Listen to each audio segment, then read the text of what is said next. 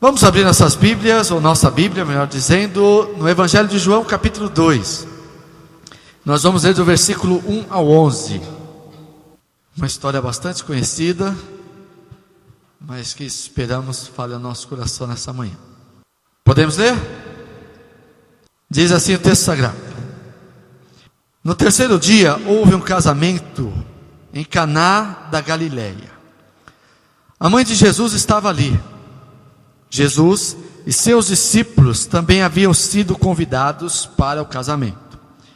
Tendo acabado o vinho, a mãe de Jesus lhe disse: Eles não têm mais vinho. Respondeu Jesus: Que temos nós em comum, mulher? A minha hora ainda não chegou. Sua mãe disse aos serviçais: Façam tudo o que ele lhes mandar. 6. Ali perto havia 6 potes de pedra, do tipo usado pelos judeus para as purificações cerimoniais, e em cada pote cabiam entre 80 e 120 litros. Disse Jesus aos serviçais: Encham os potes com água. E os encheram até a borda. Então lhes disse: Agora levem um pouco ao encarregado da festa. Eles assim fizeram. E o encarregado da festa provou a água, que fora transformada em vinho, sem saber de onde este viera, embora o soubessem os serviçais que haviam tirado a água. Então chamou o noivo e lhe disse: Todos servem primeiro o melhor vinho, e depois que os convidados já beberam bastante, o vinho inferior é servido. Mas você guardou o melhor até agora. Esse sinal milagroso, em Caná da Galileia, foi o primeiro que Jesus realizou. Revelou assim a sua glória, e os seus discípulos creram nele. A presença de Jesus. Vamos orar. Te louvamos, Senhor, por mais uma oportunidade que temos de estar na Tua presença. E desta feita, ó Pai, não sozinhos, não só com a nossa família, mas reunidos com a Tua igreja, com o Teu povo, com aqueles que, assim como nós, aceitaram a Jesus como seu Salvador e foram remidos, lavados no sangue do Cordeiro. Obrigado, Senhor, por esse dia tão maravilhoso que nos dá, e que cada momento desse dia, Senhor, assim como todos os dias da semana, possamos dedicá-los para a honra e glória do Senhor. Obrigado pela Tua porção da palavra, que tivemos a oportunidade de ler nesta manhã, e pedimos em nome de Jesus, que ela venha ao nosso encontro, fazendo diferença em nossa vida, em nosso comportamento, em nossas decisões, em nossas atitudes, mudando-nos, ó Deus, para que nos aproximemos cada vez mais da Tua santa e soberana vontade, ó Deus. Obrigado por tudo, oramos assim agradecidos, em nome de Jesus. Amém. O texto que acabamos de ler narra-nos o que acredita-se ser o primeiro milagre de Jesus. Aliás, o próprio João reivindica isso no versículo 11, dizendo que esse foi o primeiro milagre que Jesus realizou. E o primeiro milagre, como vimos, foi transformar alguns potes contendo água em vinho, que era um dos componentes importantes para toda e qualquer festa naquela época, naquela ocasião. Jesus tinha sido convidado, assim como seus discípulos, para fazer parte de um casamento. Todos nós sabemos que nós temos uma vida social, temos uma vida política, temos uma vida econômica. A nossa vida, ela tem uma dimensão às vezes maior do que possamos imaginar. Tem gente que diz assim: eu não gosto de ir em aniversário, eu não gosto de ir em casamento, eu não gosto de ir em batismo, eu não gosto de ir. Fica ruim assim, porque um dia você vai também se batizar, um dia também você vai se casar, um dia você também vai fazer um aniversário, e você vai querer que as outras pessoas estejam, obrigado, irmão, estejam presentes na sua festa, na sua alegria, né? É muito interessante que alguns falam assim: eu não vou em velório porque eu não gosto de velório. Então eu fico imaginando quando a pessoa morrer, ninguém vai, né? Se depender da mesma atitude dela. Eu também não gosto, meus irmãos, é um negócio complicado, mas é necessário. Então tem situações na nossa vida social que a gente tem que se adaptar a elas. E casamento é uma dessas situações da vida social, das boas situações, né? E casamento geralmente é uma coisa muito interessante. Não sei os outros irmãos do sexo masculino que estão aqui, mas a gente chega no casamento, noiva pra gente é tudo igual. Mas assim que a noiva entra, a nossa esposa, a nossa namorada, a nossa filha que está ao nosso lado, diz assim: como ela está bonita, que vestido bonito, né? Para mim é tudo igual, é branco e do mesmo jeito, né? Mas mulher repara em tudo. Como ela está linda, que vestido bonito. Pouca diferença, não sei, vai saber. Talvez falta um olhar mais apurado. Mas foi num casamento que Jesus foi convidado. Não somente ele, mas a Bíblia fala que a sua mãe estava ali. Talvez ela tenha sido convidada também, Maria tenha sido convidada, ou quem sabe, ela estava fazendo o que muita gente faz hoje, vai lá para ajudar. Era alguém conhecido, alguém próximo, e a gente sabe que casamento dá trabalho, então quem sabe foi lá para ajudar. E talvez por conta disso, ela percebeu que em determinado momento da festa faltou um dos componentes da festa, que era o vinho. As bodas de casamento na época de Jesus duravam mais de um dia, e para manter essa gente naquele tempo precisava ter alimento e, principalmente na cultura da época, ter vinho. Mas em determinado momento, quem sabe no meio da festa, acabou o vinho. Isso causou preocupação. A gente sempre diz aqui, quando a gente faz os eventos da igreja, é melhor sobrar do que faltar, né? Sobrar a gente distribui aí, um leva um pouco, um leva o outro, mas faltar fica complicado. Teve um ano que a gente fez aqui a virada do ano e faltou alimento, né? Eu particularmente comi, acho que muito pouco, porque a gente tinha visitantes, então a gente preferiu, não só eu, outros irmãos também, deixar para os visitantes do que eles ficarem sem, né? Melhor nós ficarmos sem do que eles ficarem sem. Pois bem, em determinado momento da festa, então, acabou o vinho, e Maria, não sabemos por que razão, foi falar isso para Jesus. Não sabemos se Maria já sabia que Jesus era capaz de fazer milagres. Não sabemos se Maria talvez pensou que Jesus fosse mandar os seus discípulos se virarem e comprar vinho em algum lugar. Não sabemos. Na verdade, a gente tem que admitir que esse é um momento meio obscuro da relação de Jesus com Maria. A gente fica meio sem entender. Mas ao invés de a gente se prender àquilo que a gente não entende, vamos nos preservar aquilo que nós entendemos. Abre parênteses, talvez seja aqui essa ideia errônea que surgiu, principalmente na igreja católica, aliás, na igreja católica, de que Jesus faz tudo o que Maria pede. Quem assistiu aquele filme, O Alto da Compadecida, diz justamente isso, né? Peça para a mãe que o filho obedece. É mais ou menos isso, né?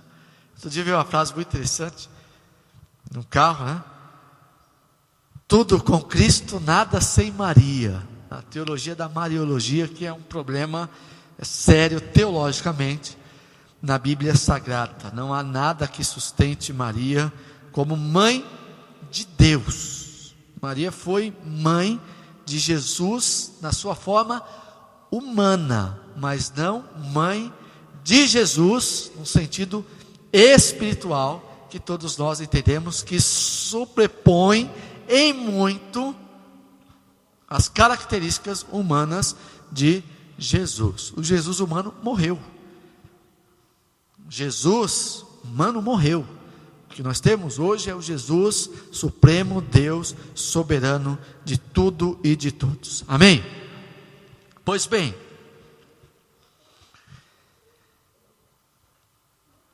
o que a gente deve se ater? Aquele casamento poderia ser um casamento qualquer. E mais do que isso, seria um casamento que ia começar bem e ia terminar mal. Quando eu era professor, certa ocasião dos adolescentes, já foi provada a minha fé nesse sentido. Não aqui, né? Mas já fui professor de adolescentes. Eu me lembro de uma lição que nós estudamos juntos, dentre outras, que nunca saiu da minha cabeça. Quando nós estudamos a história do rei Saul.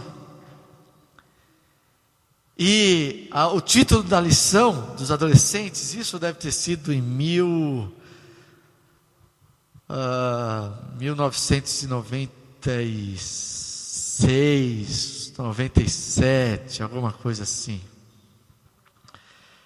O título da lição é melhor ter acabativa do que iniciativa.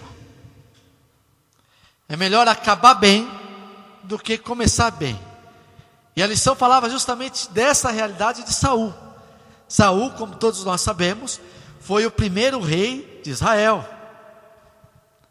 E ele começou muito bem. Diz a Bíblia que ele era o mais belo de todos os jovens da sua época. Era forte, era esforçado, trabalhador, dedicado ao seu pai.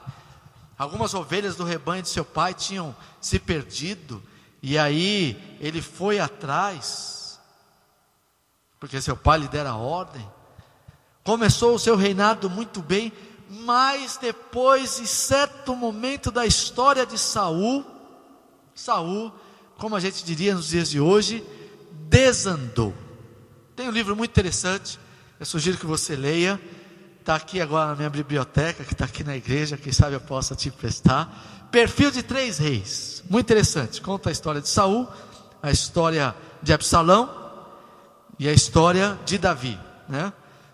Saul, na ordem cronológica, na verdade, é Saul, Davi e Absalão, já que Absalão era filho de Davi. Muito interessante, sugiro que você leia. Tem uma versão eletrônica na internet também, né, para você não ter que pegar meu livro. Brincadeira, mas você pode procurar lá, Perfil de 3 reis. E Saul, no livro conta essa história. Saul não terminou bem. No meio do caminho ele desandou, talvez por soberba, talvez por soberba ou orgulho, por falta de humildade. E tudo isso é a mesma coisa, né? Soberba, orgulho e falta de humildade. Ele desandou, e aí deixou de ser um rei segundo a vontade de Deus, e teve que ser substituído por Davi, quando Deus mandou que Samuel ungisse a Davi, tal como tinha ungido a Saul. Então a festa estava assim, tinha começado muito bem, tudo organizado, tudo certo, mas no meio do caminho algo deu errado, e tinha tudo para acabar errado. Só não acabou errado porque lá naquela festa estava quem? Jesus. E quando Jesus está, onde Jesus está e com quem Jesus está, isso faz toda a diferença na sua história. Amém? Assim é como nós. A minha história começou muito bem. Primeiro varão de uma família que tinha, acho que, não vou fazer a conta agora, mas 6 mulheres e um homem, que era meu pai. A minha avó teve apenas 2 homens, um que se chamava Haroldo, faleceu ainda quando bebê, e depois dos homens só vingou um, meu pai, seu Antônio. E todos os outros filhos da minha avó e do meu avô foram do sexo feminino, todas mulheres. E família antiga tinha essa tradição de que tinha que se manter o nome da família, e o nome da família era mantido através dos homens. Os judeus eram assim, os filhos homens é que davam continuidade à descendência. E aí quando eu nasci, pelo menos é o que dizem minhas tias e dizem minha mãe, foi uma festa lá no hospital São José do Brás, quando disseram, é homem, é menino, começou bem, Mas aí depois eu fui crescendo, isso aconteceu com você também. Aí nós percebemos que nós éramos pecadores, e o salário do pecado é a morte. Então estava tudo decretado, que se não tivesse algo diferente, aquilo que começou bem com uma festa, ia terminar no último dia, pensando assim: pobre coitado, foi para o inferno. Mas no meio da minha história, e talvez com certeza no meio da sua história, entra quem? Jesus. E Jesus muda toda a sua história. A gente tem que entender, meus irmãos, que quando a gente tem Jesus no nosso coração, o dia que a gente aceita Jesus como nosso Salvador, isso se torna um divisor de águas. É alguém antes, ou era alguém antes de conhecer Jesus, e é uma pessoa totalmente diferente depois de ter um encontro pessoal com Ele. Amém? É isso que a Bíblia diz. Faz toda a diferença. E foi isso que aconteceu naquela ocasião. Aquela festa, aquele encontro, aquelas bodas estavam agora condenadas ao fracasso. Mas Maria teve a percepção de pedir ajuda, entender que Jesus que estava ali poderia fazer a diferença, e Ele quis fazer a diferença. Por mais que haja aqui um diálogo meio obscuro, quando ela diz assim para Jesus: olha, o vinho deles acabou. E aí Jesus diz assim: olha, o que eu tenho a ver com isso? Não com essas palavras, porque Jesus era educado. Hoje as crianças chamam os pais de velho, de coroa, né? Você. Quando o correto é sim senhor, sim senhora, não senhor, não senhora. Quem sabe voltar àquele tempo que a gente chegava para o pai e para a mãe: bênção pai, bênção mãe, tamanho respeito. Jesus jamais seria indelicado, aliás, com ninguém, quanto mais com a sua família. Mas Jesus dá a ideia de dizer assim: olha, essa é uma situação que não me diz respeito. Mas talvez pela insistência de Maria, que disse lá aos serviçais, aos mordomos, aos garçons,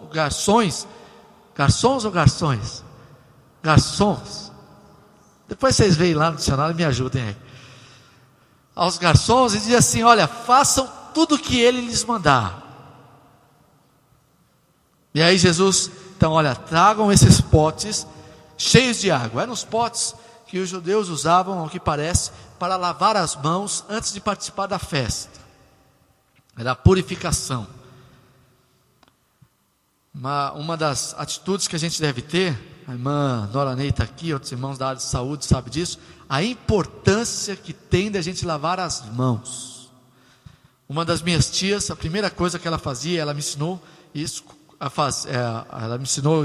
era chegar em casa, a primeira coisa que fazia quando chegava em casa era lavar as mãos. A gente põe a mão em tudo que é lugar aí.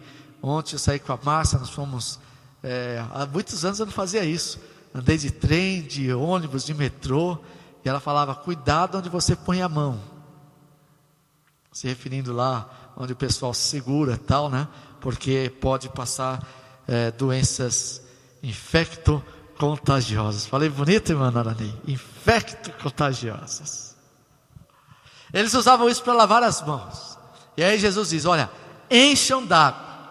E eles encheram até a boca, como a gente diz no português do dia a dia, até a borda. E aí depois que eles encheram, Jesus disse: agora levem lá para o chefe da festa. E não sabemos como, mas no trajeto, enquanto eles levavam aqueles potes de água para o chefe da festa, aquelas águas se transformaram em vinho. Mais do que isso, se transformaram em ótimo vinho. Tem os especialistas em vinho, que são os enólogos. E os enólogos sabem diferenciar bons vinhos de maus vinhos. Os maus vinhos são aqueles que a pessoa bebe um pouquinho e já está com a cabeça zonza. Lembra lá das nossas festas de antigamente, no Natal, espero que de antigamente, né? Do chamado sangue de boi. Garrafão de 5 litros. Nas festas minhas de infância, com a minha família, que não dava nem por cheiro. meus tios, meus primos mais velhos, bebiam muito. Aí acabava a festa, né? Não sei por que aquilo.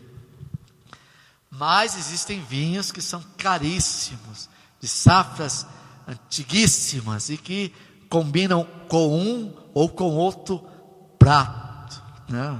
São diferenciados. Então existem os bons vinhos e os maus vinhos, existem os ótimos vinhos, e foi justamente isso. Isso causou surpresa lá para o chefe da festa, que já era bastante experiente, e ele disse: olha, falou para o noivo, todo mundo primeiro dá o bom vinho para os seus convidados, e depois que todo mundo já está encharcado, já está com a vela cheia, né?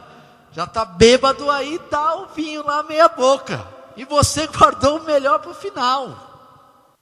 Ele não sabia, mas os garçons sabiam que quem tinha feito aquilo era Jesus, porque a presença de Jesus causa diferença. Se não há diferença, e digo, se não há diferença para melhor, não é qualquer diferença, não é simplesmente a diferença. Se não há diferença para melhor, é porque Jesus não está ali, é porque Jesus não faz parte. Tem um filme, eu assisti um trechinho dele essa semana, que é um dos filmes que eu mais gosto, acho que já disse aqui em outra ocasião. É o filme Forrest Gump, o contador de histórias. E uma coisa que eu gosto no filme é que todas as pessoas que passam na vida do Forrest Gump se dão bem. Ninguém se dá mal. É lógico que é uma obra de ficção, mas esse é o lado bonito do filme.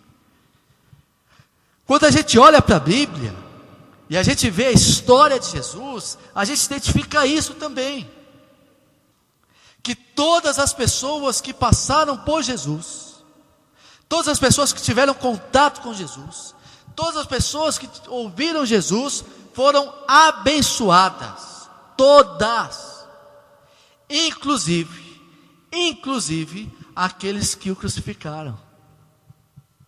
Não só porque Jesus morreu por eles também, mas porque Jesus, mesmo vivendo tamanho sofrimento, ora a Deus e diz assim: Pai, perdoa-lhes, porque eles não sabem o que estão fazendo.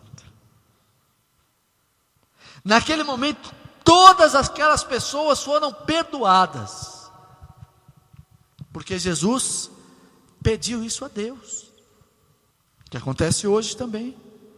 Quando a gente pede perdão a Deus, nós pedimos em nome de Jesus. Senhor, me perdoa, porque é o seguinte: eu fiz 3 coisas ruins, mas eu fiz 10 coisas boas. Oh, nobre filho, eu vou colocar aqui as 3 coisas ruins num lado da balança, e vou colocar as 10 coisas boas do outro lado da balança.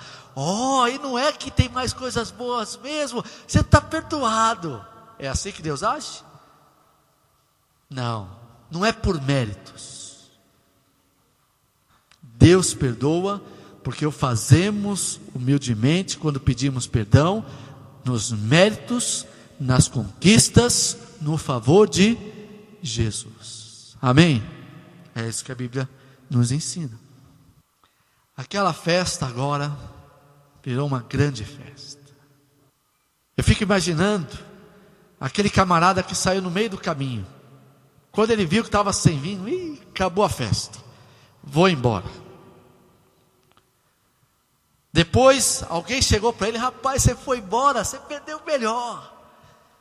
Como é que é o melhor? Eu cheguei lá quando estava lá o momento da festa, acabou tudo lá e fui embora. Você não sabe, rapaz, a melhor, depois que você foi embora, aí que o negócio ficou bom, porque deram um vinho lá, show de bola. Acontece isso no futebol. Já vi isso na televisão, nunca vi do estádio, mas está lá o time perdendo de 2-0, aí o camarada começa a vaiar, aí o camarada começa a xingar, aí antes de acabar o jogo ele vai embora, e depois que ele foi embora, nos 5 últimos minutos de jogo, o time dele vai lá e vira. No domingo passado, no gol, grande momento do futebol, apareceu a virada histórica do Vasco contra o Palmeiras, final da Copa Mercosul de 2000. O Palmeiras estava ganhando no Palestra Itália de 3-0, com 3 gols de Romário e 1 do Juninho Paulista. O Vasco virou 4-3 e foi campeão. Coisa de louco. E muita gente foi embora xingando o Romário, Juninho Paulista, Juninho Pernambucano e companhia limitada. A gente, irmãos, que é de Deus, a gente que conhece o poder de Jesus, a gente não vai embora antes da festa terminar, não. Sabe por quê? Porque mesmo que aconteçam dificuldades, mesmo que aconteçam problemas, mesmo que haja intempéries, a gente sabe que com Jesus o melhor sempre está para o final. Amém?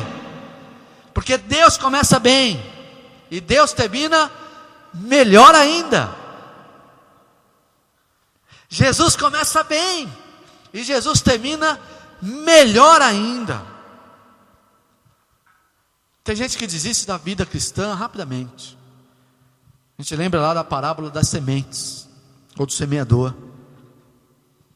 Mas aquele que persevera, aquele, como diz o bom baiano, não arreda o pé, aquele que se firma na palavra, aquele que se firma nas promessas de Deus e de Jesus, diz assim: eu não desisto não, porque o melhor ainda está por vir. Amém?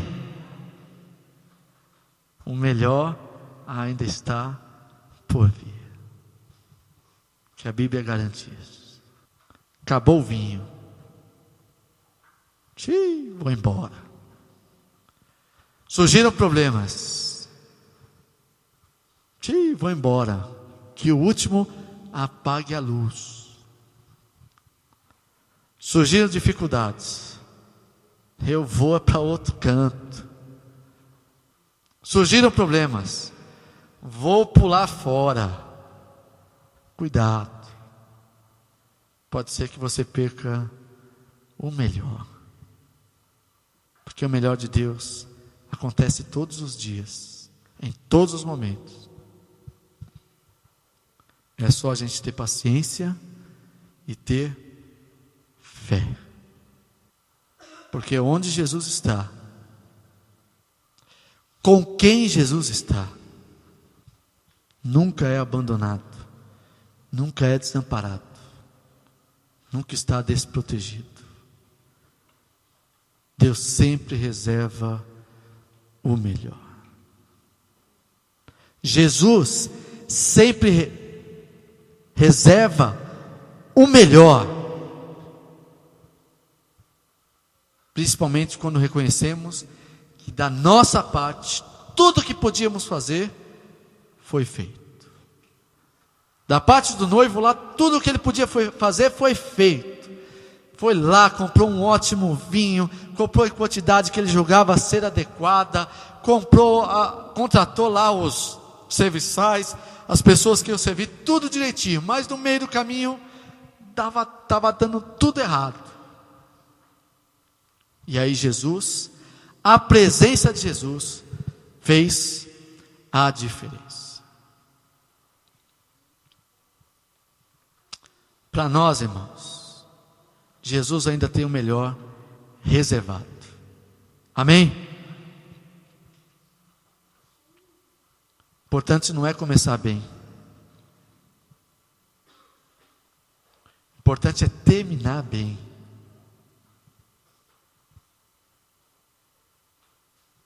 Já trabalhei com profissionais, eu encerro aqui minha palavra, que começaram os primeiros dias de trabalho, todos empolgados, faziam a tarefa rapidamente, e já perguntavam para o encarregado: o que tem para eu fazer aí?